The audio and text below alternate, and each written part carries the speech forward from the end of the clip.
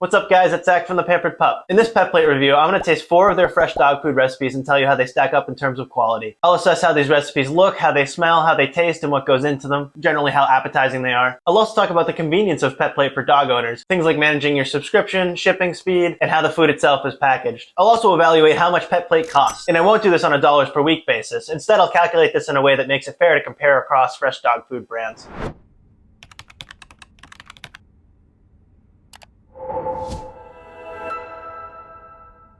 You may have heard of PetPlate on Shark Tank. It really helped these guys take off. But is their food something I'd want to feed to my dog? Where PetPlate shines is with the variety of their recipes, and their cost is really approachable. I think it's a decent fresh dog food brand, and you can't really go wrong with PetPlate. That said, I do think that there are probably some better brands out there. You may also want to check out the Farmer's Dog if you don't mind spending a little bit more on your pet's food, and I'll leave a link to my review of the Farmer's Dog in the description of this video. But before we dive into this fresh dog food review, if you do choose PetPlate for your pup, make sure to use my link in the description of this video to get the best price that I'm currently aware of. Alright, let's see how PetPlate's recipes stack up in terms of quality. I'll start by simply taking a look at it and see if it's appetizing. So I have the beef recipe here, and I would say that my first impression is that the vegetables in PetPlate's recipes are really nice. They're large chunks, or whole, even, in the case of this beef recipe, there's whole peas, there's carrots, nice chunks of potato in there. What I would say is that the meat itself looks more like a kind of a paste, a little bit less appetizing than I've seen in other fresh dog foods, but overall it looks pretty good, I would say. It's not bad at all. Next, I'll take a look at the pork recipe here. And again, there's really nice big chunks of the vegetables. There's whole green beans, nice big chunks of carrots, what appears to be, I'm guessing, buckwheat, but could perhaps be a different grain. Not entirely sure on that, maybe barley. In the case of the pork here, I would say that the meat looks a little bit more appetizing. There's bigger chunks of actual pork tissue here rather than, sort of a ground or pasty appearance like we saw with the beef here. I would say the pork looks definitely more appetizing than the beef. So now we have the turkey recipe here. And once again, really nice chunks of green beans in there, nice chunks of carrots. And I could see some grains of wild rice in here. It's a nice appearance for sure. It's a, nice dark brown grains. Looks pretty fancy. Again, with the turkey recipe, I would say that the meat looks a bit more ground and a bit more like a paste. Not really nice chunks of turkey tissue there. It looks like it'll be appetizing. Last but not least, we have the chicken. And just looking at it, again, it seems like all of these recipes have like huge chunks of green beans in there. Maybe even like a half a bean. This one looks like perhaps some sweet potatoes. Once again, the meat looks a bit more on the ground side, on the puree side. So it'll be interesting to see how these taste. All in all, I'd say across the board visually, PetPlate's recipes tend to have nice big chunks of the vegetables and the grains, but the meat tends to be a little bit more ground, more paste-like, rather than full chunks of tissue. So next I'll evaluate how each of these recipes smell and see how appealing they are. Once again, I'll start with the beef. That smells very nice, I would say. It definitely has a smell of beef. I can smell the peas there. No off flavors, nothing off-putting, doesn't smell heavy in any way. Smells clean. I'm looking forward to giving the beef a try. Next, I'll smell the pork here.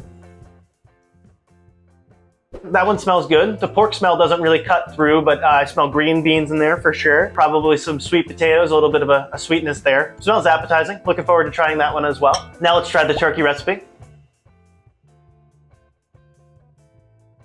That one smells good. It has my nose stumped. I'm not sure what ingredient it is that's responsible for the smells in there, but it does smell pleasant and it does smell appetizing. I'm happy to give the turkey a try. Last but not least, let's smell the chicken.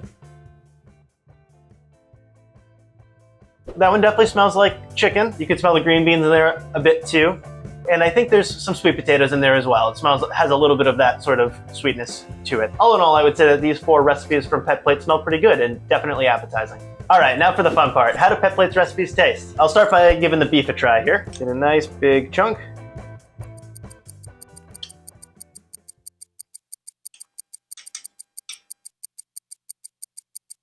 So that definitely tastes like beef, and the flavor of the peas comes through nicely. The textures of the vegetables are definitely pleasant, and the texture of the beef's not as bad as I expected from looking at it. It's definitely ground beef. There is a bit of a heavy flavor in this recipe. It's leaning a little bit towards tasting like dog food. Typically when I get this flavor, I'm guessing it's from the recipe being a bit heavy-handed on the organ meat, but I'm not entirely sure. I would say it tastes pretty good, but let's go ahead and move on to the pork. Get a nice big scoop.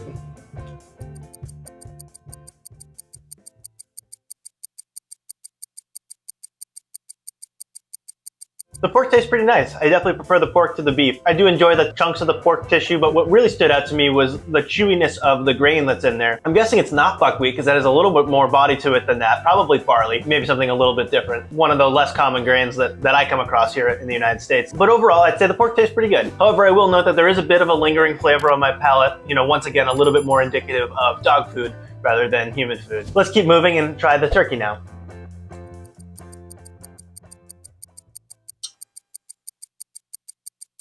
The turkey's pretty interesting, I would say. It definitely tastes clean. It doesn't have that sort of heavy flavor that I detected predominantly in the beef and a little bit in the pork. It's definitely ground turkey. Textures of the vegetables aren't too bad, I would say. It has a bit of an interesting flavor that comes off to me almost as sweet. I'm not entirely sure what it's coming from. It's not sweet potato, it's probably something else. Overall, I'd say that the turkey's not bad. It's not super delicious, but it's definitely not offensive. So far, I'd say that one is, from my perspective, a little bit more pleasant than the pork and the beef. Last but not least, let's try the chicken. So the chicken's not bad either, I would say.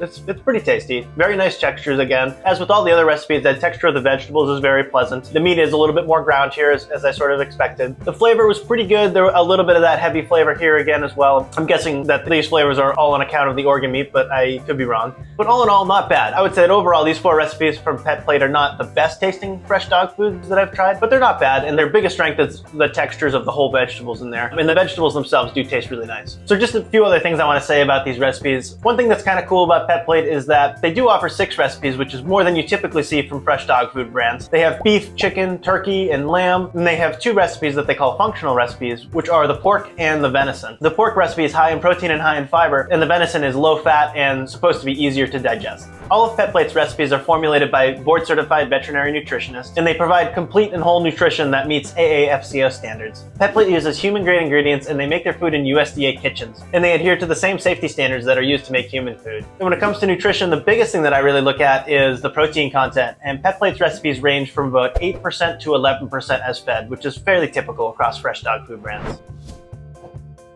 So let's talk about the convenience of PetPlate for dog owners. Like most fresh dog food brands, you do have to sign up for a subscription if you want to buy PetPlate for your pup. However, also like a lot of fresh dog food brands, it's really easy to cancel your subscription if you decide that PetPlate's not the right choice for your pup. You can just log into your account dashboard on their website and you can cancel your plan from there. They'll ask you a few questions as to why you're canceling, but with a few clicks, you're good to go. No more shipments, no more billing. And speaking of shipments, in my experience, my shipment from PetPlate was on the slow side for sure. I placed my order on a Sunday night and it was delivered 2 Tuesdays after that. So that's a full 6 business days before it reached my door. Most fresh dog food brands ship faster than that. The only exception in my experience was a Pup Above, and I think it was 8 business days in their case. Of course, shipping times will likely vary based on your location in the United States, but that was my experience. The food itself is packaged in 12-ounce containers, or about 340 grams per pack, which is a nice size, I think. It means you don't have to defrost too much at once and risk it going bad. I like that PetPlate is packaged in plastic containers. It makes them easy to store, easy to open, and just generally easy to work with. And it's also a nice touch that the ingredients and the nutritional information is right there on the container. When it comes time to serve, you just defrost the food overnight in the fridge, and once it's thawed, PetPlate says it's good in the fridge for up to a week. They recommend not to leave the fresh dog food at room temperature any longer than 2 hours, which is probably good advice for food safety purposes. I'm surprised I haven't seen that advice from other fresh dog food brands so far. PetPlate also recommends zapping the food in the microwave for 10 to 30 seconds to help bring out the flavors and make it more appealing for your dog. I didn't do that myself, but it's certainly another approach you could take.